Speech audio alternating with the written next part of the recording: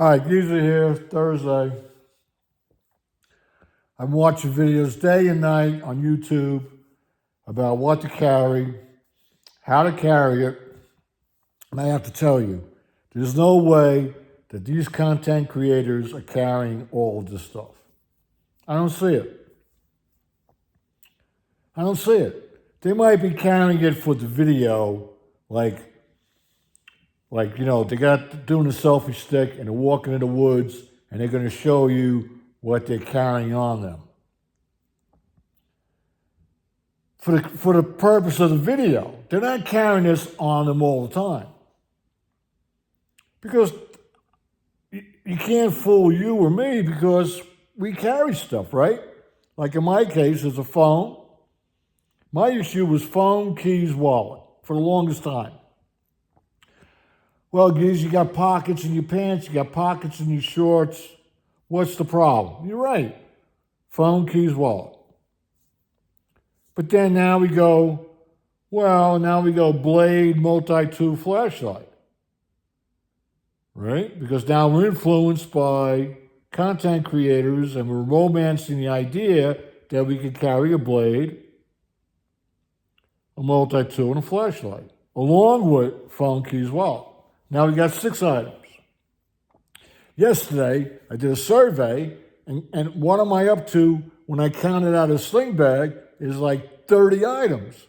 Why on earth do I need 30 items in a sling bag? Why would I carry 20 items in a sling bag? Well, because here's what happens. You get the sling bag, right?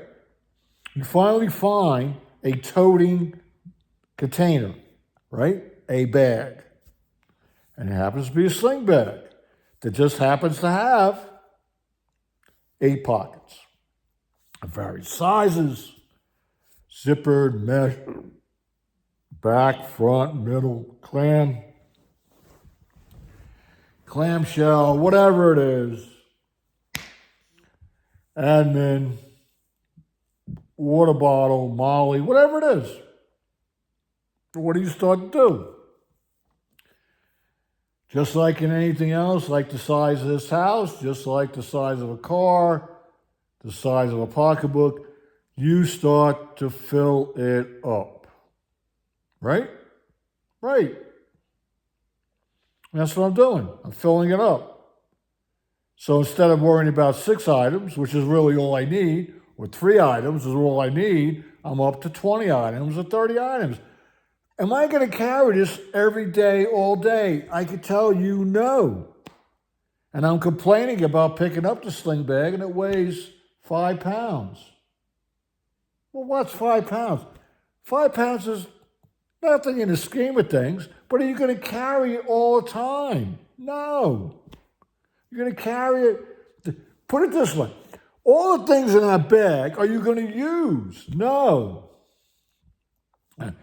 A first aid kit. When are you going to use a first aid kit in its entirety? If there was a traumatic event out and about or in the house, how often does that happen? Once in a blue moon. Because I can tell you, I'm not helping people. Because I've been brought to court for being accused of not helping people correctly. I was exonerated because I'm a highly trained person. I'm highly trained, okay? First aid, industrial first aid, CPR. I trained a trainer. Trained over 5,000 people in CPR and first aid, wilderness first aid, industrial response to chemical, fire, acid, nuclear. Go on and on and on and on and on. I'm not a doctor. I'm not an EMT. Okay? I can stabilize you. I can help you. Some cases I've saved people. In some cases I've lost people. But to be accused of not providing the right service, please. So they asked me, well, going forward now, no matter what happens here, what's going to happen with you? I'm not going to help anybody. What? What did you say? You, highly trained as you are, and you're saying you're not going to help anybody. No, I'm not going to help anybody. I'm going to help myself, and I'm going to help my family, and nobody else. I'm not touching anybody else. So you're telling me that you will let a person die right in front of you? Probably. Because it's not worth it. I'm not under any obligation to do anything for anybody. I'm not under any obligation to talk to you, to provide directions, to help you look for your kid, to help you look for your loved one, to provide first aid to you. I'm not under any obligation. And I'm not doing it. Screw it. And I haven't. But let's get back to what we're talking about. You're going to carry all this stuff.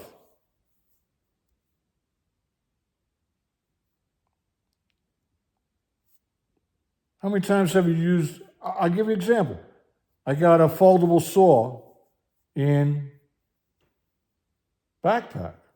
I could tell you for the course of the last 10 years how many times I used a foldable saw. 3, 4 times. Well, you can baton the wood with your knife. Go ahead, baton the wood with your knife. I want to see that. I want to see that over the course of a video. I don't want to see that like in a video where you're doing a feather stick, right? I want to see it over the course of time doing feather sticks. Okay?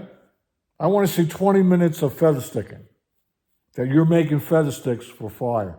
20 minutes, at least, or a half hour. That's what I want to see. I don't want to see a staged act. Okay? Guy's got a chainsaw, a chain handsaw, right? Chain link saw. Ever see anybody use one of them? No. You ever see a guy go out and process wood with a survival knife and a limb, LAMB, of wood? No. Have you ever done it? I've tried it. It's not, I can tell you that processing wood, batoning a knife does not go like the video show. I can tell you that. It doesn't go like that. Just like splitting wood with a hatchet or a small axe doesn't go like it's on a video. Have you ever watched a guy or girl use a small axe or a hatchet and get stuck in the wood? They never get stuck. And how do you get unstuck? Well, you just bang the wood down. Bang the wood down and the force of the blade will go through the wood. It should, depending on what wood you're trying to bang down. You don't try to remove the axe, you just take the whole thing and hit the ground, and it's going to force it that way. Little things you do, but have you seen in a video of people splitting wood? They split the wood perfect every time. We know that's not true. Just like on an axe, right below the blade, right? That area right there is the mishit area. Nobody ever mishits the wood because they edit it out. Because they don't want to show you how incompetent they are. I would show you incompetency because I wrecked the axes right there. Even if they're fiberglass, they get torn up there because I don't have eye-to-hand coordination. It's like everybody I'm watching has perfect eye-to-hand coordination. We know that's not true. That's a fact. But you don't see it because it's staged. Edit it out, edit it out. So my New Jersey friends say to me, you need an editor. You need somebody to give your videos to, let them edit it out so they can post up better videos. No, I don't. I'm not going to post up better videos. I'm sharing what's going on with me. Now I gotta what? Fake it till you make it? What is this? I'm not a digital soldier. I'm just sharing information. So I asked the Jersey crowd, so you're telling me people watching my videos don't want to see me being incompetent, me being foolish, me being insane or crazy or misinformed or whatever. They don't want to see that. And they're telling me that's correct. They don't want to see that. They're looking at your videos for you to help them. And I said, well, I am helping them. I'm sharing with them what I'm going through. That's helping them. Like, you don't cut your hands, right? You wear safety glasses. I got glasses on normally, so that protects my eyes for the most part. Anyhow, no, I'm not going to go edit videos. Are you freaking crazy? I have a different look on the world than most people. And certainly, I have a different look on doing videos than my sounding boards in New Jersey. I can never do that. I can never share it. I cut myself. Okay, don't share.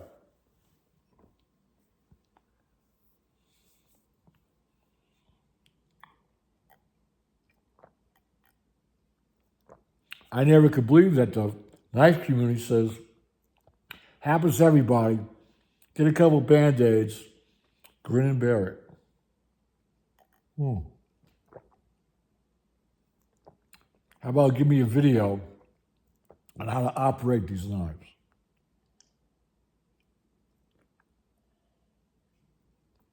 Without hurting myself.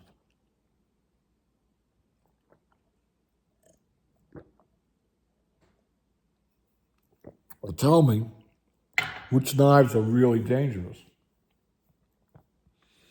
Because if you've been following me, you already know which knife is the number one danger list. Cold Steel, Bushman, Compact. That's it. And which one did I have a real close call with? That I still, to this day, cannot understand how I did not impale myself. Cold Steel, SRK, Compact. Did I put... See, and that's an action. And I'm at fault there because I watched Aaron of Gillian's Tactical take a fixed blade, lash it to his backpack, his shoulder strap up in this area. He lashed it there. Put the blade in, right? Clicked it in. And then he's walking around the woods and he's got the blade on his weak arm and he's deploying it with his strong arm like that. All right, so he's taking it right out and he's ready to go.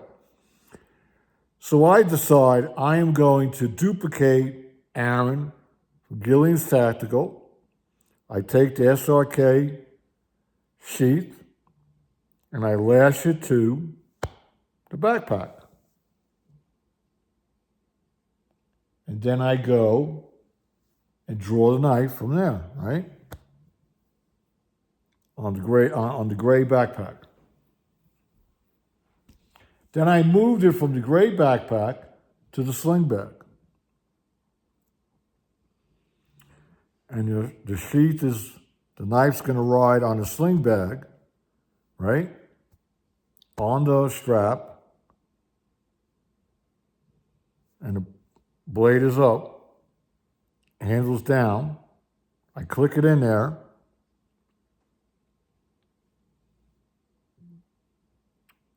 I thought I clicked it in there. See, I thought I clicked it in there and it fell out of the sheath when I did a little odd move there. fell out of the sheath, turned over, right? Did a twirl over, and came down like that and bounced off of my bare thigh. How lucky is that? So that's maybe a drop of here to here. I don't know, 2 feet. Maybe 1, 2 feet. Not enough room to pick up speed, not enough room to drive the force. Or the way the blade, maybe the point, because I didn't feel like it was piercing me or pinching me. So I'm thinking what probably happened is that as it was falling, it wasn't like that falling. It was it struck me like that. So the only way logically I can understand why the knife didn't impale me. It didn't hit me like that. The blade must have came down at an angle and just went like that. And that's possible right there.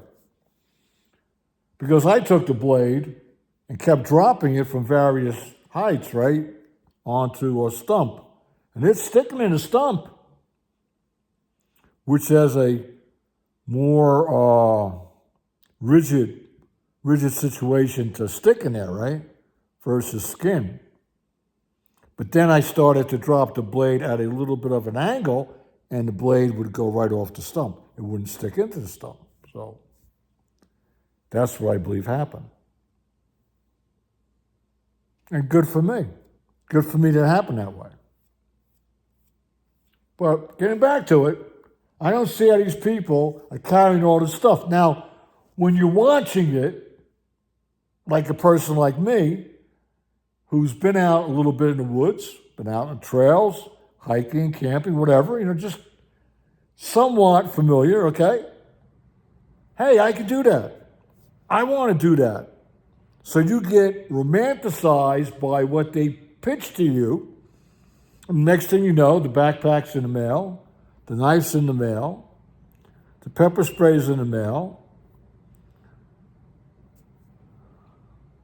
emergency gear's in the mail, flashlight's in the mail.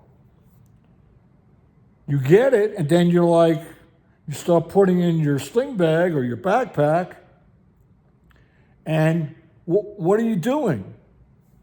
Keys, phone, wallet. You're just adding to your gear. But are you going to use it? See, the thing, are you going to use it? You're going to use your keys, phone, and your wallet. Yeah, you're going to use those. You're going to use a flashlight now and then, maybe. You're going to use a multi-tool? Probably never. You're going to use a blade? Once in a while. Do you need that? No. You want it? Yeah. Keys, wallet, phone. Keys, wallet, phone. Smart key on the keychain with the keys. I've used that more than anything else of the knives, fixed blade or foldable, and the multi-tool combined. In the last year, I've used a smart key more than all three. But I'm collecting knives. Now I'm collecting pouches, I'm collecting bags. Do I need all this stuff? No, I don't. I don't need it. I talk about it, I share it, and maybe it's you. Maybe it's going to be you. Maybe you know somebody who's going through this. I don't need anything. I'm retired. I don't hike anymore. I don't camp anymore. I don't drive anymore. I have a hard time getting around. I have a situation that's not going to go away. It's not treatable, and it's not going to be solved. Okay? And I'm in a rabbit hole because it basically gives me something to do. Yes, do I complain about it? Of course I'm complaining about it because right out of the box, the crap doesn't work. Why do I complain about it? If you're new here, you probably don't know why. I complain about it because in the previous life, I had to have the right stuff to do a very specific job.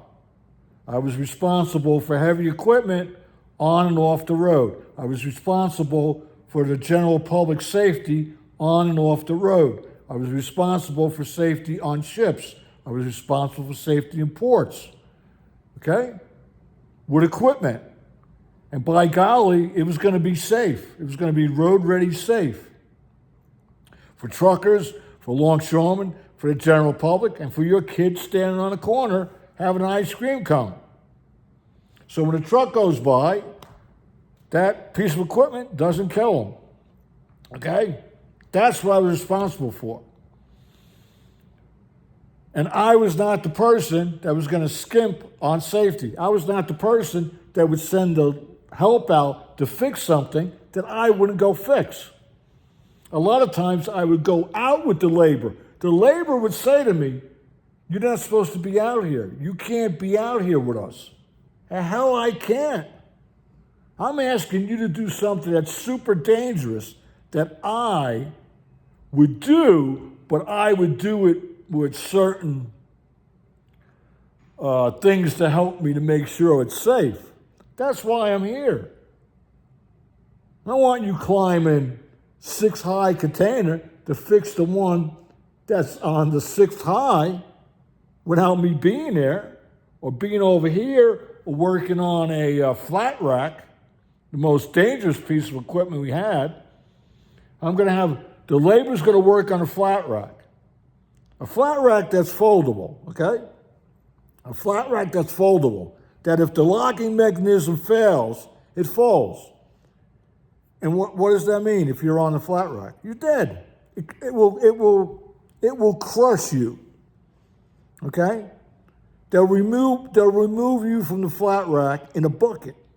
You go in a bucket, okay? You got the understanding of that?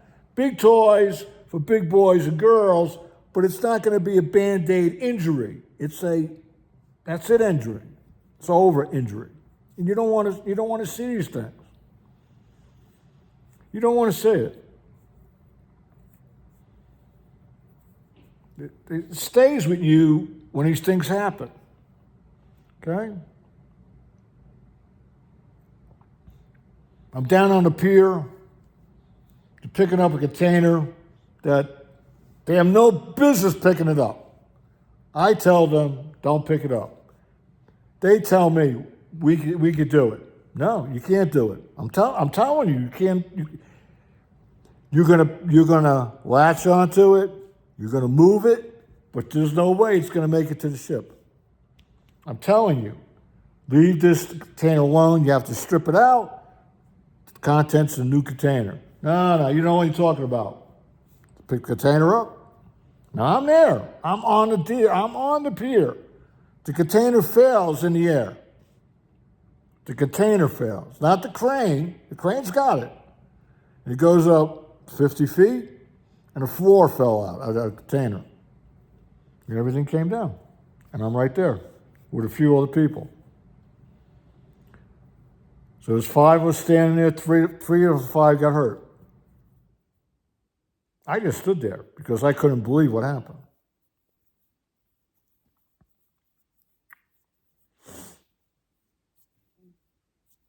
Yeah, my pants were wet. Sure. Your pants have been wet too. Thanks for tuning in. We'll catch you on the next one.